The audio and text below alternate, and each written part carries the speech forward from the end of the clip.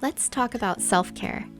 I spent a whopping 48 hours on self-care, and I think you'll be surprised at how little I did and how much I got done. See if you spot the differences between day 1 and day 2. On day 1, I slept in and continued to stay in bed for another hour or so, journaling and scrolling through my phone. I mean, that's self-care 101, right? We're doing whatever we want today. I felt like boba, so I got DoorDash and ended up with quite a few groceries too.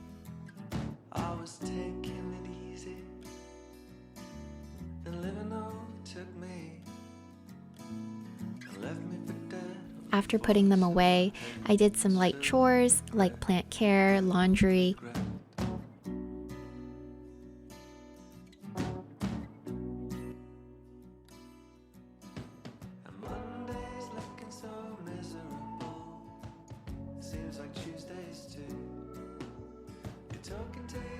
And then I settled into my favorite spot in the house and stayed perched on my laptop all day. I spent the late afternoon organizing some projects and playing on Notion. Maybe for others it's Instagram or video games, but yeah, stuff like this is totally acceptable, self-indulgent self-care. Happy Potato Day! As you can see, I'm not a really strong potato type. I do still like to get things done even on a self-care day. But what I prioritized today were things that I'm very familiar with, things that are easy to me. And in that way, I'm getting things done, but I'm genuinely relaxing at the same time. Now, the culmination of potatoing for me is putting on a face mask and watching Netflix or getting into some sort of YouTube rabbit hole. So that's what I'm gonna do now.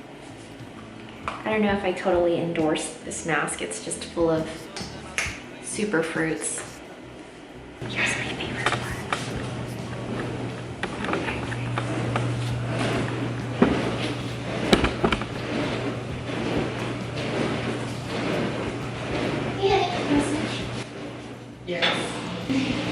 So that wraps up the potato day. I ended up watching The Crown while folding laundry and just happily multitasked on this and that to pass the time.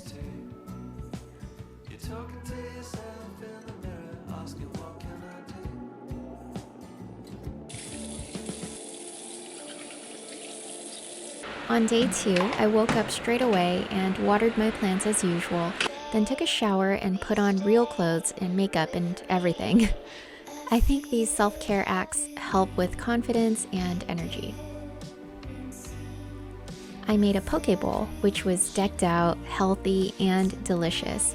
I didn't record much of the afternoon, but it was spent doing some life admin work, like assessing my budget for 2021 and figuring out details for home buying, which I also plan to do in 2021. Day 2 was about deeper self-care. So I took the opportunity to take a long walk outside with a member of my pod who's my best friend who recently moved nearby. So what I'm doing for dinner is preparing something nutritious, a little homey and hearty. The key to this second type of self-care day is that you actually do exert some energy into taking care of yourself. So it's not a potato day. It's a day where you investigate what makes me happy, what makes me feel better every time I do it, even though it's kind of hard to start up or I don't have the motivation to do it. For me, those things are meditation. 100% of the time, I feel better after I meditate. Even if it's for 5 minutes or 10 minutes. I also used to wear an Apple Watch, and every night that I meditated for 10 minutes before sleeping, my Apple Watch data would reveal that my sleep was actually improved. It's nuts what is going on inside of our minds and our organs that are just completely beyond our control if we just release. And so I look forward to practicing some of that release today. And then finally, there's a component of this type of self-care day that I wanted to demonstrate, which is getting around to doing the things you've put off. And so in this form of self-care, you want to invest a little bit in the future, and you want to do those things that you've been putting off because it costs you a little bit something in the short term, but you know deep down that it's going to benefit you in the long term. For me, that is reinstalling all of our cabinet and drawer liners. I'm gonna get around to that today, and you guys are my accountability. So another form of radical self-care is actually just single tasking, doing something alone in silence. And right now I'm peeling shrimp for my dinner, and typically I would turn on, at the very least, music, but more likely I would put on something educational, listen to a podcast or an audiobook, and just have the need to fill every waking moment with something that is nourishing and enriching my brain. But as I mentioned with things like meditation, it's actually very healthy, I think, for me as kind of an overthinker, overachiever, to have moments of silence. That is one of the most radical things I can do for myself. I'm gonna turn off the camera. I'm gonna peel these shrimp. I'm just gonna stand here in silence and peel these shrimp. I'm gonna think about things. Think about nothing.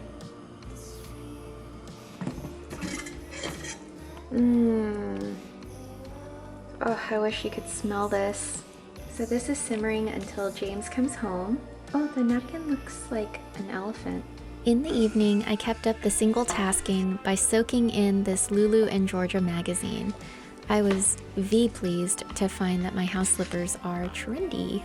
Ever the dutiful plant mom, I mixed up some compost, then I got around to something that I had put off for, 4 months. There's a reason I put off doing this.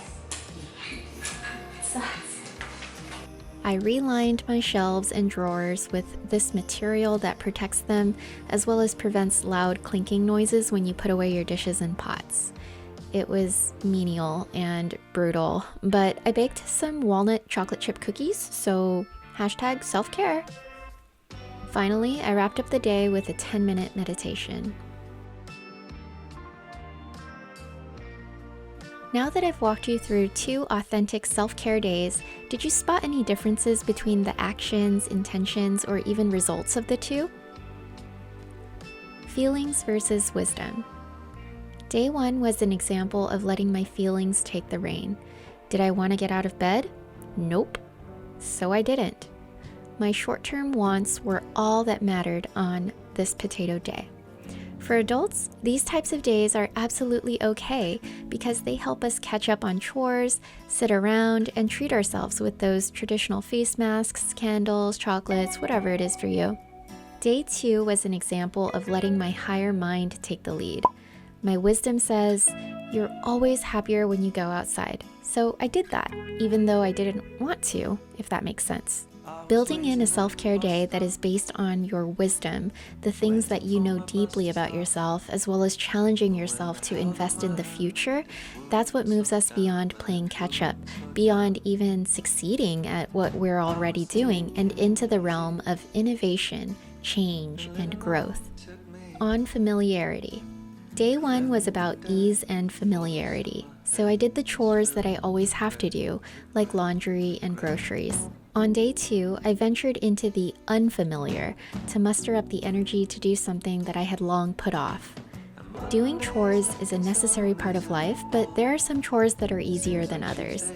Find time for the others because that's where growth and self-satisfaction are waiting for you. You might find that those things you put off weren't so bad after all, but in this case, I was right. It was horrible. Ugh. On weaknesses. One of my major quirks is my ability and tendency to multitask. It's a blessing and a curse because I am very good at getting things done, but I am very bad at being in the present. On day 1, I leaned into my quirk hardcore. I was listening to podcasts all day, scrolling multiple websites, and ended the day doing chores to the crown on Netflix. This is my element, and I suspect you have a similar rhythm that's super comforting for you. On self-care day 2, however, I took a moment to reflect on the quirk and question it a little bit. I tend to have anxiety and I think about the future way too much. I tend to drown that out with distraction.